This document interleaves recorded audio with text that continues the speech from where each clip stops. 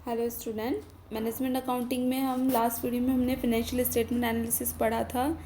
तो उसके अंदर हमने कंपैरेटिव जो P&L अकाउंट कैसे बनाते हैं और बैलेंस शीट कैसे बनाते हैं वो पढ़ा था। अब हम आगे देखते हैं। आगे हम देखते हैं कि समानाकार वित्तीय विवरण यानी कि कॉमन साइज फाइनेंशियल स्टेटमेंट क्या होते हैं और किस प्रकार से तैयार किए जाते हैं। तो वही जैसे तुलनात्मक वित्तीय विवरण दो भागों में बटे हुए थे, तुलनात्मक स्थिति विवरण और तुलनात्मक लाभ हानि खाता। उसी तरीके से समानाकार स्थिति विवरण यानी कॉमन साइज बैलेंस शीट और समानाकार लाभ हानि खाता यानी कॉमन साइज P&L अकाउंट तैयार किया जाता है।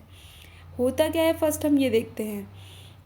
जो समानाकार स्थिति विवरण होता है उसमें मूल स्थिति विवरण की प्रत्येक संपत्ति का कुल संपत्ति के योग से तथा प्रत्येक दायित्व का दायित्व तथा स्वामी पूंजी के योग से प्रतिशत क्या है ज्ञात किया जाता है। तो हम यहाँ पर देखते हैं।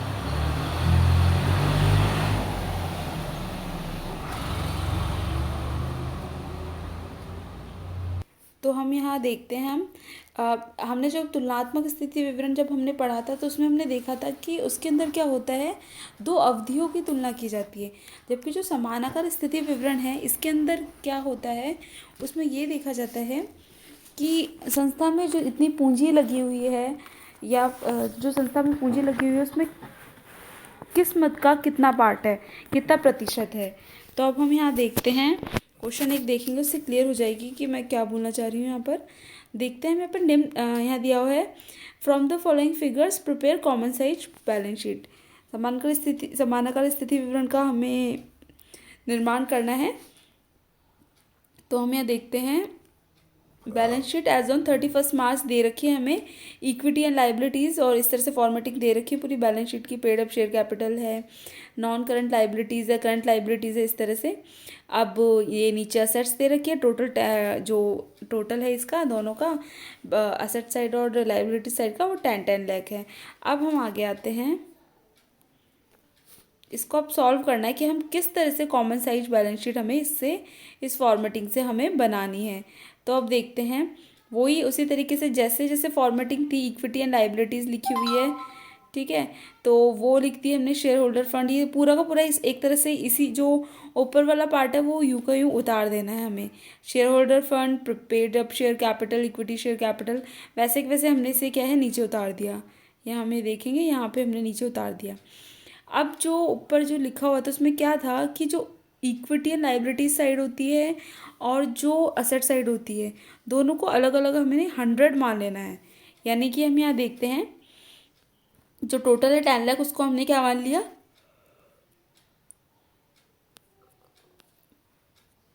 इस टोटल को हमने 100% मान लिया। अब हमें यहाँ पर क्या है देखेंगे, ऊपर देखो जो फॉर्मेटिंग है यहाँ पर जो दी हुई है, फॉर्मेटिंग जो दी हुई है उसके अंदर यहाँ पर पार्टिकुलर्स लिख दिए हमने। यहाँ नंबर एब्सोल्यूट अमाउंट इतना है वो हमने उसमें से जो क्वेश्चन है उसके अंदर से हमने उतार ही लिया। और परसेंटेज ऑफ बैलेंस शीट हमें क्या है निकालनी है। तो हमने जब 10 लाख को 100 मान लिया है तो 3 लाख क्या हो जाएगा, 10 लाख 30% हो जाएगा। 3 लाख अपॉन 10 लाख इंटू 100 करेंगे तो आ जाएगा 30%। इसी तरीके से प्रेफरेंशियल कैपिटल 1 लाख है तो ये कितनी हो जाएगी 10%। होता क्या है, जो कॉमन साइज बैलेंस शीट में हमें ये देखते हैं कि किस्मत का कितना परसेंट है। तो हम यहाँ देखेंगे टोटल जब 10 लाख है तो 3 लाख यानी 10 लाख जो इक्विटी एंड लाइबिलिटीज़ 10 लाख की है तो उसमें 30% हिस्सा क्या है इक्विटी शेयर कैपिटल का है, जो कि हमने यहाँ पर निकाल दिया, ये रहा। इसी तरीके से हमने प्रेफरेंशियल कैपिटल का निकाल दिया, 10% यहाँ आ गया। रिजर्व एंड सरप्लस 2 लाख के यानी ये 20% के बराबर हो गए, वो हमने यहाँ लिख दिए। इसी तरीके से लॉन्ग टर्म बोरोइंग्स 2 लाख रुपये, ये 20% हमारी यहाँ पर आ गई।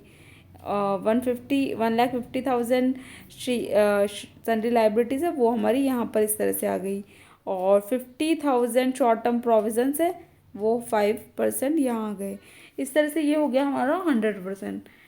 अब असेट्स है, नॉन करंट असेट्स आ गई है हमारी यहाँ पर। नॉन करंट असेट्स इसी तरह से जैसे क्वेश्चन के अंदर से हमने इसको भी वैसे के वैसे उतार लिया। नॉन करंट और करंट असेट्स ये हमने यूक्यू लिख दी 10 लाख। अब हमें इनका परसेंटेज निकालना है। तो ये देखते हैं हम यहाँ पर 100% हमने लिख दिया 10 लाख का, तो वही हम परसेंटेज निकालते जाएंगे। फिक्स असेट्स हमारी हो गई नेट 3,75,000 की यानी 37.5 हो गई। इसी तरह कैपिटल वर्क इन प्रोग्रेस हमारी 1,25,000 की है तो 12.5% हो गई। नॉन करंट इन्वेस्टमेंट 1 लाख के तो ये 10% हो गए। और आगे हमारी 2,50,000 इन्वेंट्री है, ये आ गई यहाँ पर 25%। 1 लाख ट्रेड रिसीवेबल्स है 10%। 50,000 कैश एंड कैश इक्विवेलेंट है, ये हुई 5%। इस तरह से हमारे ये आ गए यहाँ पर टोटल।